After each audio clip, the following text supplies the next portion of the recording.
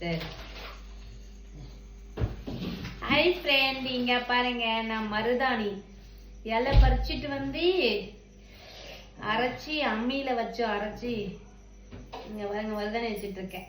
நான் கோன் எல்லாம் வாங்கி வைக்க கூடாது, ஏன்னா கோனை விட இது வந்து மருதாணி இலை பறிச்சிட்டு வந்து அரைச்சி கையில் வைக்கும்போது உடம்புக்கு நல்லது. ஏன் இங்கே இது வேணுமா? அது நாளைக்கு ஒத்தலாம்.